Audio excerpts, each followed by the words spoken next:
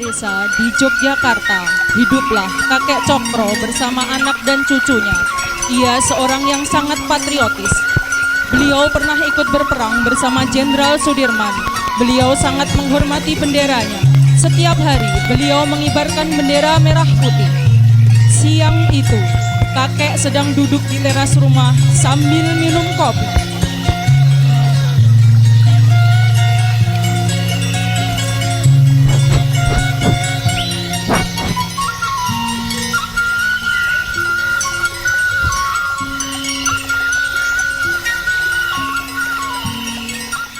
Ini kek, bendera kakek sudah selesai kustrika.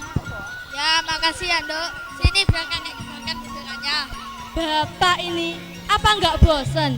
Setiap hari itu saja yang dilakukan. Marni bosan, Pak. Setiap hari disuruh nyuci dan nyetrika bendera Bapak itu. Apa toh, Pak, spesialnya? Dasar Bapak ini. Loh, Mas, kok tiba-tiba begitu? Kenapa? Apa salah apa yang Bapak lakukan ini? Ya jelas salah toh, Pak. Apa Bapak tidak tahu orang-orang itu sudah menganggap Bapak itu aneh gara-gara Bapak terlalu mengagungkan bendera ini. Wes, stop, Mas. Apa tidak keterlaluan perkataanmu terhadap Bapak? Menganggap Bapak aneh karena Bapak menghormati bendera ini. Apa kamu tahu berapa besar perjuangan Bapak demi bisa mengibarkan bendera ini? Riana pulang sekolah dan mendapati ibu dan kakeknya berdebat. Riana pun bertanya dan ikut ke dalam perdebatan itu. Ada apa toh, Bu? Kok teriak-teriak begitu? Kakek juga ada apa toh, Kek? Ini loh, Nduk.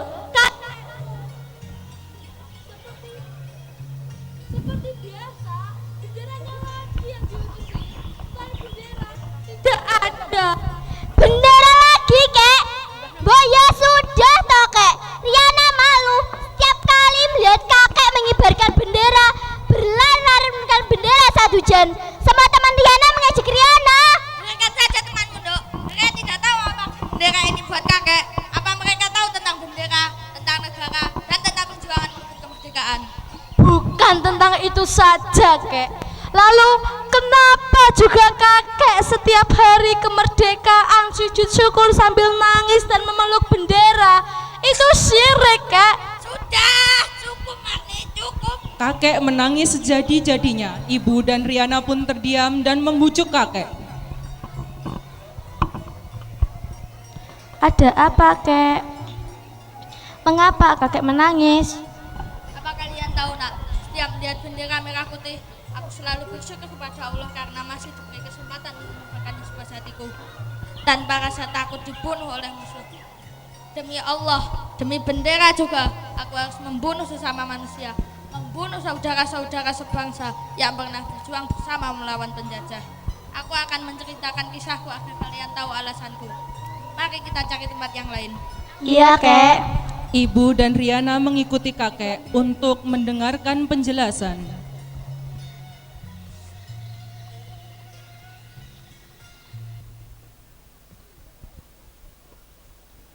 Ketika masa perang kemerdekaan, Sudirman terpilih menjadi Panglima Besar TNI. Pada tanggal 19 Desember 1948, terjadilah pembatalan perjanjian Renville secara sepihak oleh Belanda, yang mana Belanda masa itu melakukan gencatan senjata untuk merebut republik dan berusaha mengambil alih kekuasaan atas ibu kota Yogyakarta.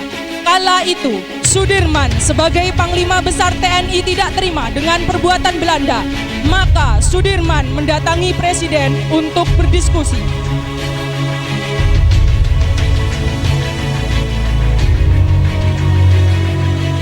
Dimas, kenapa ke sini? Mbok ya di rumah saja. Tidak ada apa-apa, Dimas. Tenanglah. Bagaimana saya bisa tenang, Bapak Presiden? Republik sudah diambil alih. Belanda telah melanggar perjanjian. Mari kita pergi ke hutan. Ikutlah bergelia bersama saya, Bapak Presiden. Dimas, saya ini presiden. Tempat saya di sini. Tugas saya melakukan diplomasi. Ini jalan perang saya. Kalau Dimas itu seorang tentara, tempat Dimas adalah di medan pertempuran dengan anak buah Dimas. Tapi Bapak Presiden, bisa jadi Bapak Presiden ditembak, dibunuh oleh Belanda. Dimas, di sini ataupun di hutan sama saja. Saya memiliki dua kemungkinan dibunuh juga. Dan jika ini demi Republik, Soekarno tidak takut mati. Baiklah Bapak Presiden, saya sebagai Panglima Besar TNI akan mengambil kebijakan sendiri. Tapi Dimas, kondisimu sedang sakit parah. Kau tak mungkin bisa memimpin peperangan ini. Sebaiknya kau istirahat dan fokus dengan kesehatanmu. Yang sakit adalah Sudirman Bapak Presiden. Tapi Panglima Besar tidak sakit dan tidak akan pernah gentar untuk mempertahankan kemerdekaan ini. Walau perlu bertumpah, walau jasad bersimbah darah, semangat Sudirman tidak akan pernah pudar Bapak Presiden. Baiklah Dimas, semoga kau berhasil dalam peperangan ini.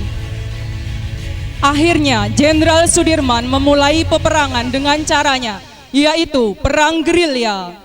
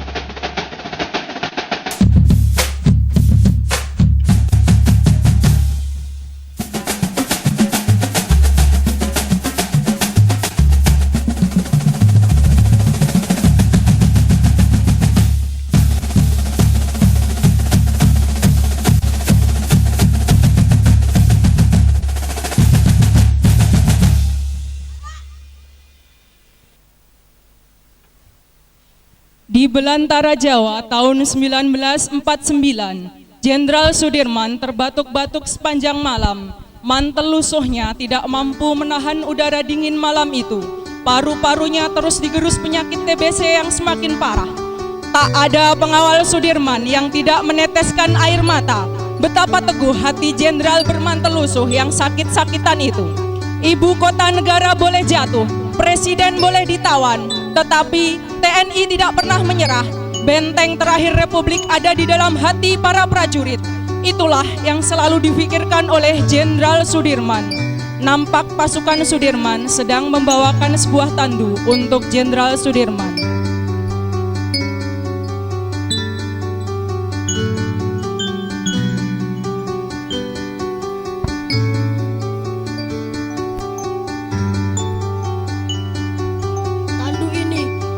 Siapa Nori? Tentu saja tandu ini untuk Jenderal. Masa untuk saya? Kenapa saya harus ditandu? Saya tidak ingin diperlakukan seperti raja. Ini bukan tandu untuk raja, Jenderal. Tandu ini untuk orang sakit. Dalam keadaan darurat perang seperti ini, siapapun wajib menjaga keselamatan Jenderal. Baiklah kalau begitu. Siapkan pasukan, kita akan melanjutkan perjalanan. Baik, Jenderal.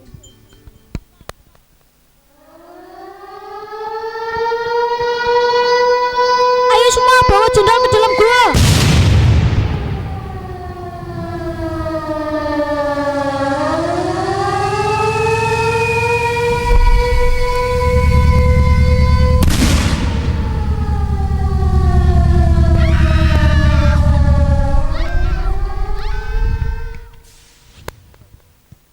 Setelah serangan mereda, pasukan Sudirman terus melakukan perjalanan melewati sungai dan melewati bukit-bukit. Dengan sisa-sisa kekuatan, Sudirman terus memandang ke depan, melanjutkan perjalanan.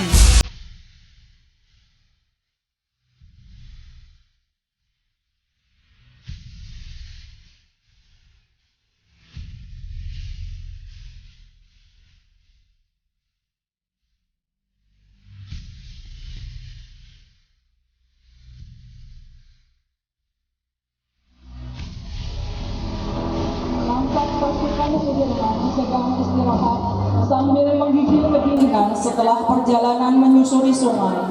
Semua melingkar mengelilingi Jenderal.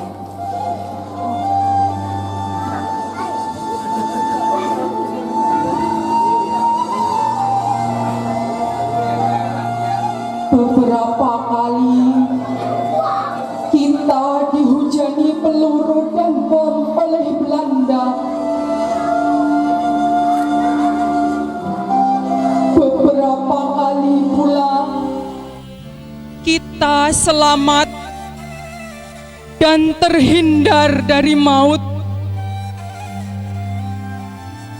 Ini artinya kekuatan senjata bukan kekuatan yang utama. Perang bukan lagi melawan penjajah, tetapi melawan kejahatan.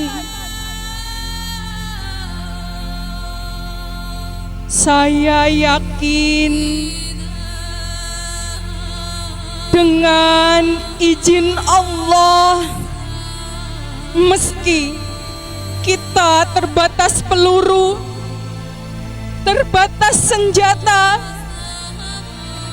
meski kita kedinginan seperti sekarang ini, kelaparan, tapi kita punya niat mulia, niat yang akan memenangkan perang ini. Ini bukan lagi soal diri, tetapi perjuangan demi rakyat dan negara yang kita cintai. Jika ada di antara kalian tidak kuat lagi berperang bersama saya izinkan, saya silahkan pulang.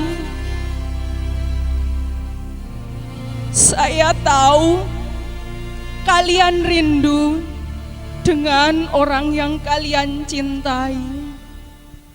Tidak, Jenderal. Kami akan terus berperang bersama Jenderal. Baiklah, Nori, Kipli, Nje, Pak Dir. kalian aku perintahkan pergi ke Jogja. Amati apa yang terjadi di sana. Jangan lupa bawa beberapa pasukan. Nje, Pak Dir. Siap. Ayo, Pli. Kamu dan kamu ikut kami ke Jogja. Kami berangkat, Pak Dir. Ya, hati-hati.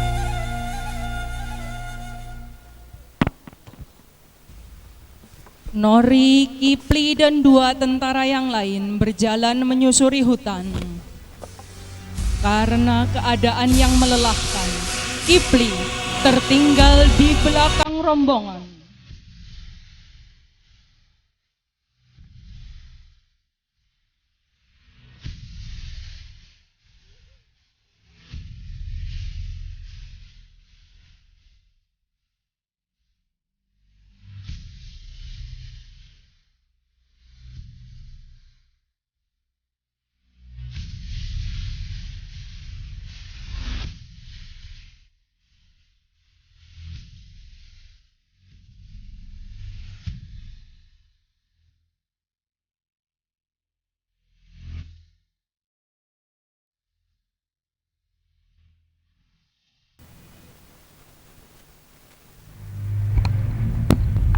Loh, Dirja, kamu di mana? Nori, Dirja, Dirja.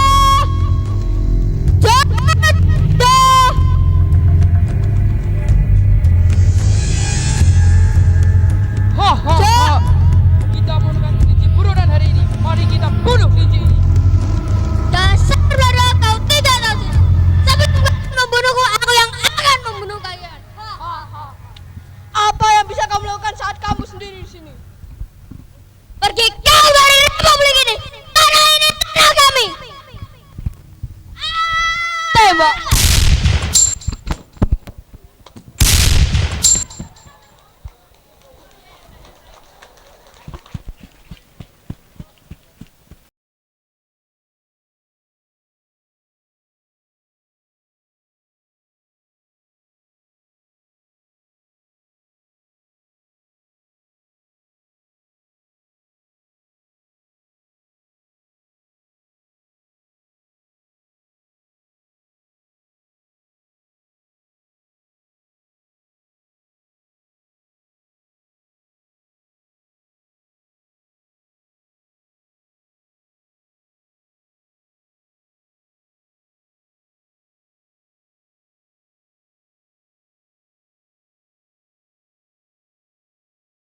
Dirjo mendengar suara letusan dan berusaha mencari asal suara tersebut.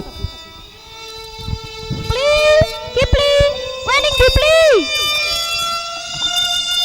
Kipli, apa yang terjadi denganmu, Pli? Inna lillahi wa inna ilaihi rajiun. Kau tentara yang hebat, Pli. Ini penghormatan kami yang terakhir kalinya. Hormat! Kapten Tori, ayo kita harus segera melaporkan ini ke Bapak Jenderal. Baik.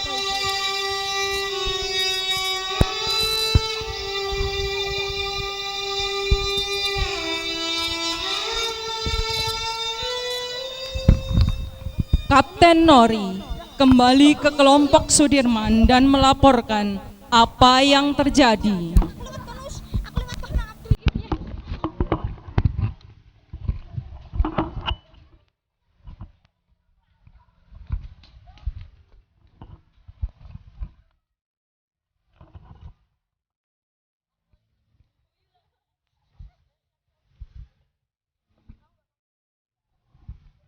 Lapor Jenderal. Kipli telah gugur dalam medan pertempuran.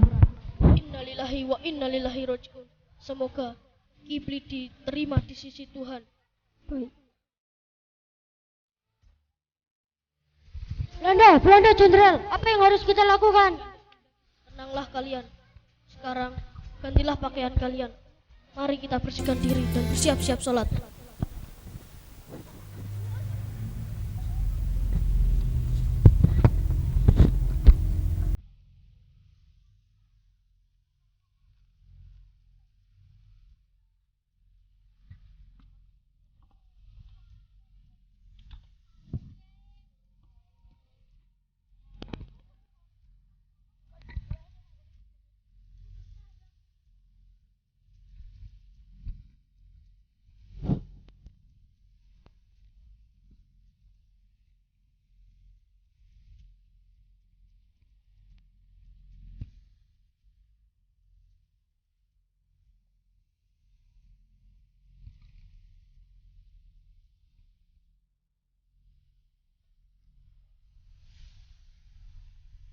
Ini Tuan, ini dia Sudirman. Loh, Dirjo, mata wah, kamu Apa? Kau main-main di saya? Masa orang kurus penyakitan seperti itu kamu bilang Jenderal? sungguh Tuan, Tuan tidak percaya, Tuan bodoh, Tuan sudah dikelabui. Ya, ini yang namanya Sudirman. Apa beraninya kamu mengatai aku bodoh? Kamu bodoh.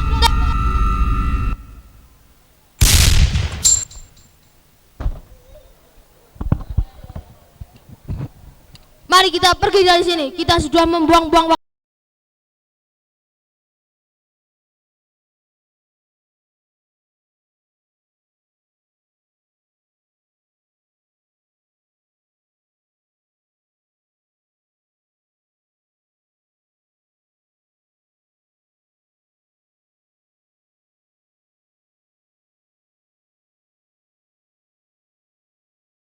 Gerilya Jenderal Sudirman terus dilakukan. Hal ini menguatkan Soekarno di meja perundingan secara diplomasi. Perjuangan Sudirman tidak sia-sia. Berbagai serangan dilakukan TNI hingga mampu mendesak Belanda duduk di meja perundingan yang menghasilkan perjanjian Romroyen. Hingga akhirnya Belanda setuju meninggalkan Yogyakarta dan berkibarlah bendera merah putih di seantero Yogyakarta. Sudirman kembali ke Yogyakarta, resimen-resimen TNI berbaris menyambutnya. Mereka tak kuasa menahan haru melihat tubuh kurus yang bermantel lusuh seperti itu. Mata para prajurit yang berbaris rapi itu basah oleh air mata. Dada mereka sesak saat memberikan penghormatan bersenjata pada Sudirman.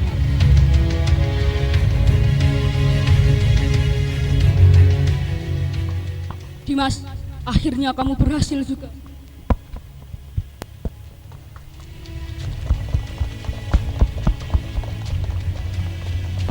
Bapak, saya serahkan pemerintahan militer ini ke pemerintahan sipil yang dipimpin oleh Soekarno dan Hatta. Izinkan saya bertugas kembali sebagai tentara. Baiklah Dimas, saya izinkan Dimas melanjutkan tugas sebagai tentara.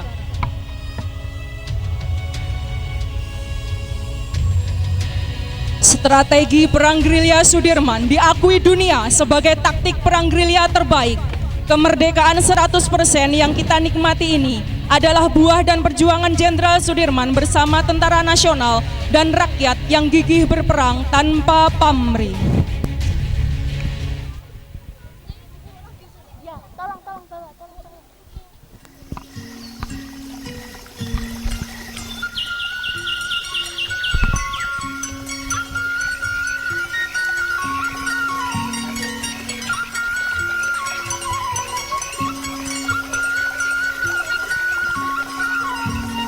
Ternyata begitu ya kek.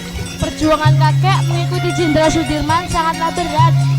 Bukan beratnya yang kakek, tapi kepuasan batin yang kakek rasakan saat bisa merasakan kemerdekaan negara ini. Kakek, ibu, sini. Kalau begitu, biar Yana yang mengibarkan bendera ini. Kakek emang hebat. Kalau begitu, sekarang aku paham. Aku akan menjelaskan pada teman-temanku. Kalau aku punya kakek yang hebat, aku tidak malu lagi punya kakek seperti kakek. Kamu juga hebat, Nak. Mereka bertiga pun secara bangga mengibarkan bendera secara bersama-sama. Mari kita kibarkan benderanya.